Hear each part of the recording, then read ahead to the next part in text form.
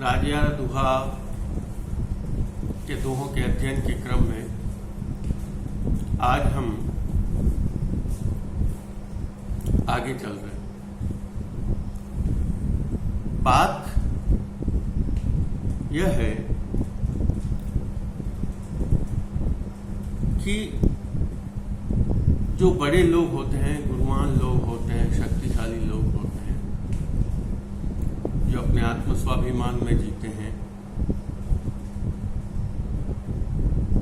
वो कभी भी तुच्छ लोगों की बातों की तरफ ध्यान नहीं देते। वे कभी तुच्छ लोगों की तरफ देखते भी नहीं। और जो महान उद्देश्य को लेकर चलते हैं, उनके जीवन में चाहे दूसरे आने वाले लोग कितनी भी कठिनाइयां उत्पन्न करें, उनके खिलाफ बोलें, उन्हें अनाचार कुछ शब्द कहें, लेकिन वे जिस उद्देश्य को लेकर चलते हैं उस उद्देश्य पे कभी हटते नहीं। हमारे यहाँ लोक में कहावत भी है, हाथी चलते हैं तो 100 कुत्ते भौंकते हैं। उन्हीं कुत्तों को कहा है कि एक हाथी चलता है तो 100 कुत्ते भौंकते हैं। उस हाथी पे उन कुत्तों के भौंकने का कोई असर नहीं होता। तो कभी हाथी को कुछ नहीं कह रहा, उन कुत्तों को कह रहा है, निम्न ओछी प्रवृत्ति वालों को कह रहा है कि तुम्हारे कहने से, तुम्हारे करने से, तुम्हारे प्रतिक्रिया से जो महान उद्देश्य लेकर चलने वाला व्यक्ति है, वो व्यक्ति कभी भी अपने मार्ग से नहीं हटेगा, उस मार्ग से नहीं डिगेगा। देखिए क्या कहा। इसलिए अच्छा है कि वो जिस मार्ग पर जा रहा है, हमें उस मार्ग पर उनको जाने दें और आप अपनी शक्ति को उन छोटे छोटे कार्यों में लगाकर क्षीण न करें, जो कि बड़े लोग जिस तरफ जा रहे हैं उन्हें उसी तरफ जाने दें। देखिए क्या कहा। गह भरियो गजराज मत छकियो चाले मते, कुकरिया बेकाज रोज भूसे क्यों लाजिया। गह भरियो, अपने मस्ती में आनंद से परिपूर्ण, गर्वोन्नत होकर, अपने मधु में मदमस्त होकर हाथी चलता है, मत छकियो, और अपनी इच्छा से चलता है। लेकिन उस हाथी, चलते हुए हाथी को देखकर जो कुत्ते हैं ना, वो भौंकते हैं, कुकरिया बेकार। ना तो हाथी उन कुत्तों को कुछ कहता है, ना हाथी कुत्तों के भौंकने से हाथी के कुछ असर होने वाला होता है। लेकिन गह भरियो गजराज मत छकियो चाले मते, कुकरिया बेकाज रोए भूसे क्यों लाजिया। वो उन कुत्तों को संबोधित करता है, ओछी प्रवृत्ति के लोगों को, निम्न लोगों को संबोधित करते हुए कह रहा है कि आप अपनी व्यर्थ ही शक्ति, क्षमता को इन बड़े लोगों को उद्देश्य से विरत करने के लिए, उन्हें अच्छे मार्ग से अलग करने के लिए भटका रहे हो, लेकिन वो कभी भी भटकने वाले नहीं हैं। जो बड़ा उद्देश्य लेकर चलते हैं, जो महान उद्देश्य लेकर चलते हैं, उन महान उद्देश्यों को लेकर चलने वाले व्यक्तियों के जीवन में इन छोटी छोटी कठिनाइयों को, इन छोटे छोटे लोगों को जो उनके मार्ग में बाधा उत्पन्न करते हैं, ऐसे लोगों के जीवन में, ऐसे लोगों के जीवन से कभी भी परेशानी नहीं आती और वो अपने मार्ग से अलग नहीं होते। ऐसे अतः जो छोटे लोग हैं, ऊंचे प्रवृत्ति के लोग हैं, उनको समझ लेना चाहिए कि उनका कुछ प्रयास उन बड़े लोगों को अच्छे कार्य की तरफ प्रेरित करने में पीछे नहीं हटाए। आगे देखिए, यहां मैं कुछ दोहों को छोड़ रहा हूं। यहां अब आइए सीधा हम आ जाते हैं 62 नंबर के। हमारे यहाँ चुगलखोर वृत्ति बहुत है, शिकायत करते, चुगलीखोर जिसको हम कह सकते हैं। उन चुगलीखोर लोगों में पहले तो क्या था, आज तो हमारे पास अगर कोई गलत कार्य हमारे प्रति करता है, हम न्यायालय में जाते हैं, प्रशासन से मिलते हैं और लोगों से मिलते हैं। पहले जहां राज्य दरबार होते थे, राजा ही सर्वश्रेष्ठ होता था, और कुछ लोग ऐसे होते थे जो राजा के पास चुगली खाते, और वो लोग क्या करते थे, और कई बार सच्चा झूठी जैसी भी कहानी है वो उन लोगों के प्रति बनाकर कह देते थे, लोगों के बुरा करते थे, उससे लोगों का बुरा हो जाता था और लोग अपने उद्देश्य से हट जाते थे। और राजा के संबंध में तो बहुत ही ज्यादा, क्योंकि उसका तो कोई आगे सुनवाई करने वाला ही नहीं। ऐसे जो लोग हैं जो निंदा करते हैं, चुगली करते हैं, ऐसे लोगों से हमें सावधान रहना चाहिए। और ये लोग इतने खतरनाक होते हैं, चुगलखोर लोग, कि अपने स्वार्थ की सिद्धि के लिए ये निम्नता की किसी भी हद तक जा सकते हैं। कितना भी अगले आदमी की कितनी भी बुराई हो, वो उससे पीछे नहीं हटते, वो निम्नता करके ही छोड़ते। देखिए क्या कहा इसमें, चुगली ही सु चून और न गुण इन वास्ते खोस लिया बेखून रिगल उठावे राजिया। कि जो चुगलखोर लोग होते हैं उनमें और कोई गुण नहीं होता, वो केवल दूसरों के कान भरने का काम करता है। और चुगली करने वाला हमेशा, समझ लीजिए, वो सही बात तो कम कहता है और गलत बात ज्यादा कहता है। तो उनका जीवन ही चुगली से चलता है। चुगली ही चून, चून का मतलब ऐसे तो आटा होता है, आदमी का पिसा हुआ, लेकिन यहाँ चून का मतलब यही है, चुगली ही चून। उनको जो दाना पानी मिलता है, उनका रोजगार जो है वो चुगली से चलता है। चुगली ही चून और न गुण, और उनमें कोई गुण नहीं होता है। और इसी गुण के कारण खोस लिया बेखून रिगल उठावे राज्य। ऐसे लोग दूसरे लोगों के रोजगार पर कुठाराघात करते हैं, दूसरे लोगों के रोजगार पर प्रहार करते हैं, और वे लोग उन पर अत्याचार करते हैं। अपने स्वार्थ की सिद्धि के लिए वे दूसरे के कितना भी बड़ा नुकसान होता है, वे उसका नुकसान कर देते हैं। चुगली ही चून और न गुण इनवास है, खोस लिया बेखून रिगल उठावे राज्य। और वो रिगल उठाने का अभिप्राय है, वे लोग दूसरों के रोजगार समाप्त कर, अपनी स्वार्थ सिद्धि में वो इतने अंधे हो जाते हैं कि दूसरों का बड़े से बड़े नुकसान करने में भी वे चूकते नहीं है। अब जो अगले वाले दोहे में ये जो बड़े लोग हैं, जो चुगली को सुनते हैं, उनके लिए क्या कहा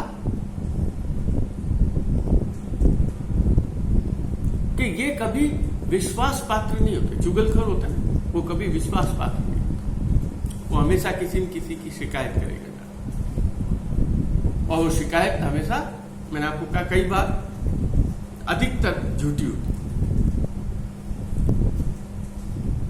तो उसने 3 तरह के लोगों की तरफ संकेत किया है कि इनकी बात पर कभी भी विश्वास नहीं करना चाहिए, या जो इनकी बात पर विश्वास करता है वो हमेशा धोखा खाता है या गलत कार्य करता है। क्योंकि ये लोग जो होते हैं ना, ये ऐसा अगले आदमी के दिमाग में ऐसा एक संसार रच देते हैं, ऐसी एक कल्पना का महल खड़ा कर देते हैं जिसका कोई आधार नहीं होता। एक राजस्थानी कहावत है, ये लोग जो होते हैं ना, जहां कीचड़ भी नहीं होता वहां समुद्र बता देते हैं।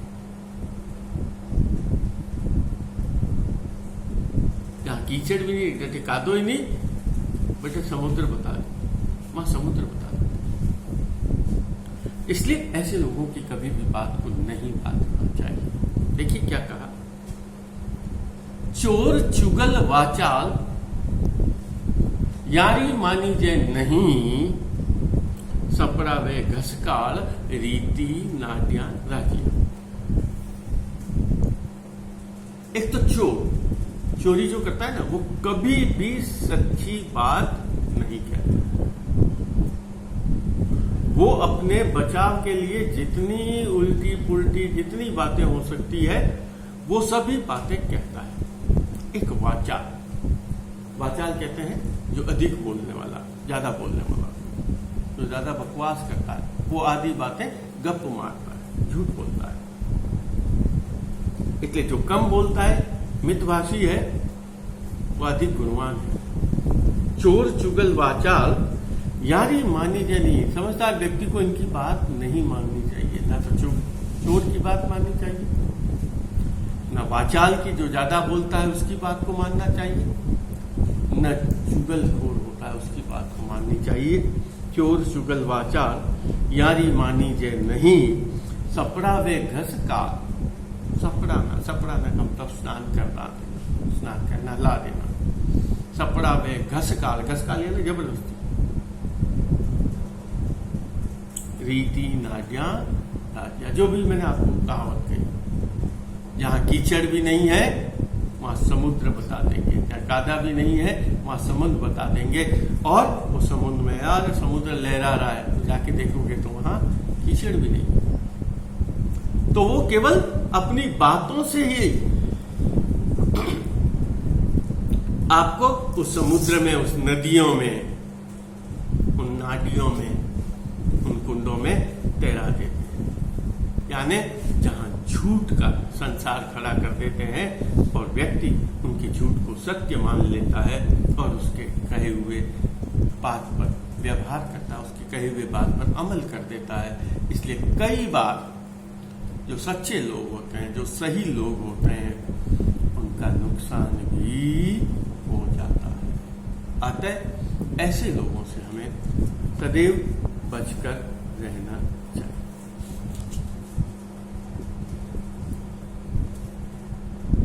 अब आगे देखते हैं। उसने कहा संसार की जो पूरी गति है ना, ये संसार केवल एक काम के लिए चल रहा है। कन्हैयालाल सेठिया की एक कविता है और उसमें उसने कहा है कि संसार में सबसे बड़ा जो काम है ना, वो काम है या जो इच्छा है या आवश्यकता है, वो भूख है।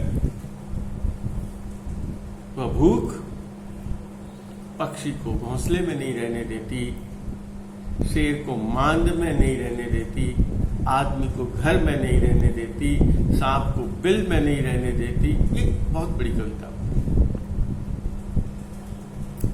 यानी यदि आज हमारे पास भोजन की आवश्यकता नहीं हो तो हम कुछ गति करेंगे नहीं, कोई काम ही नहीं करेंगे। क्यों चाहिए हमें? पैसा नहीं चाहिए, किसके लिए चाहिए? क्यों चाहिए ऊर्जा? बस बैठे, कोई काम करना ही नहीं हमें। तो इस प्रकार संसार में हम बहुत चीजें सोचते हैं, ये चीज महत्वपूर्ण है, ये चीज महत्वपूर्ण है, लेकिन कवि कहता है इस संसार में कोई भी चीज मोटी नहीं है, इस संसार में कोई भी काम बड़ा नहीं है।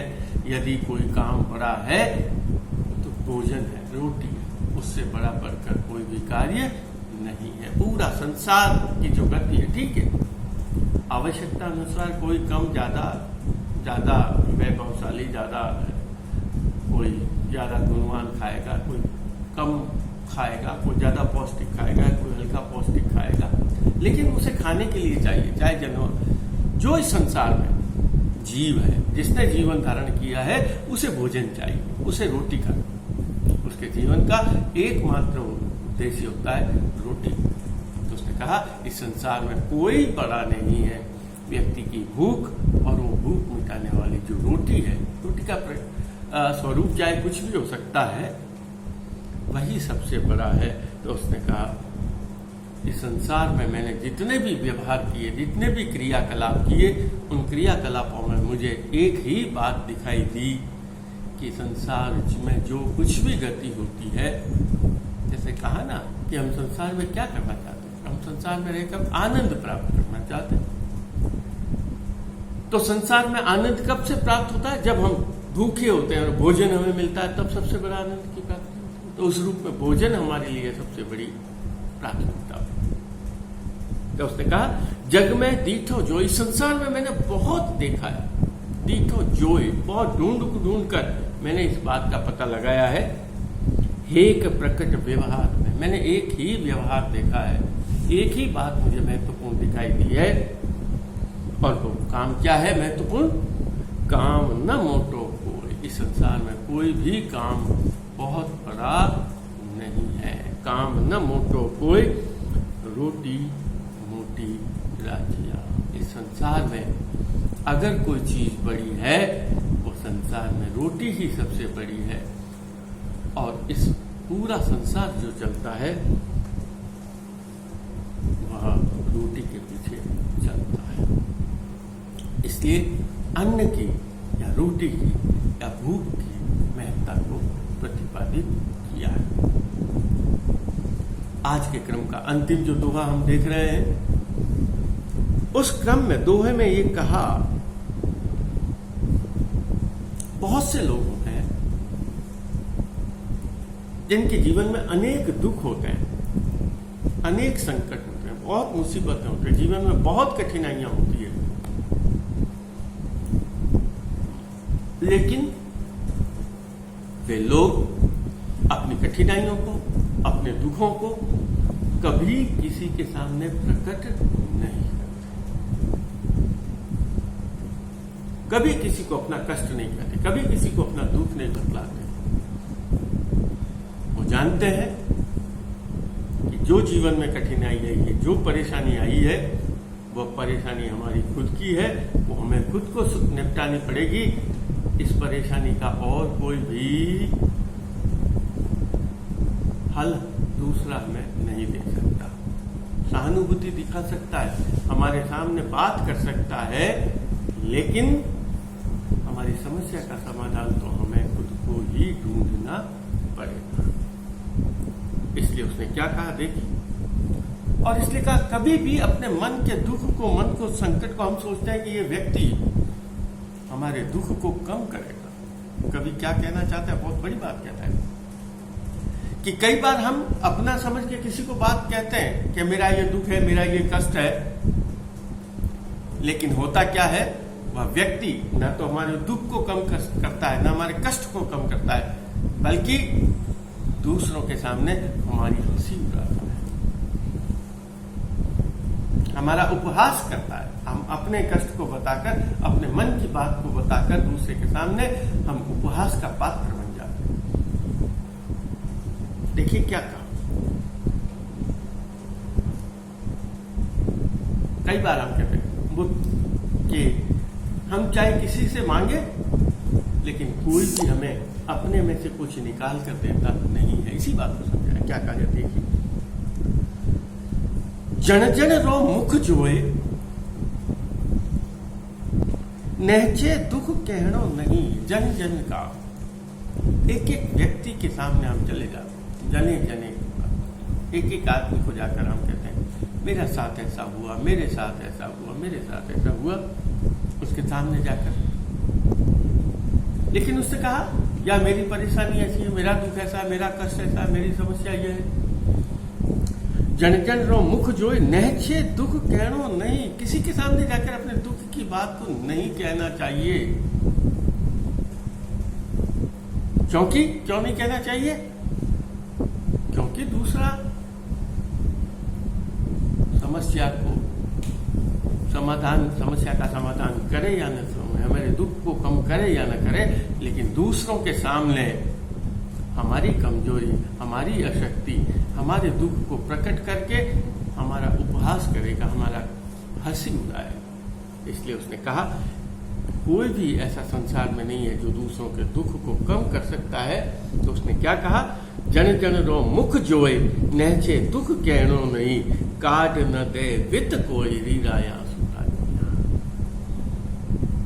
कोई भी व्यक्ति अपने धन को निकालकर दूसरे के कष्ट में कभी भी देता नहीं है। रिया यहाँ का मतलब होता है रोना। हम दूसरे के सामने जाकर रोए चिल्लाएं, लेकिन कोई भी व्यक्ति हमें अपने उस कष्ट को, हमारे कष्ट को कम नहीं करता, बल्कि उस कष्ट को बढ़ाने का कार्य करता है या उसका उपहास करता है। आज इतना ही, आगे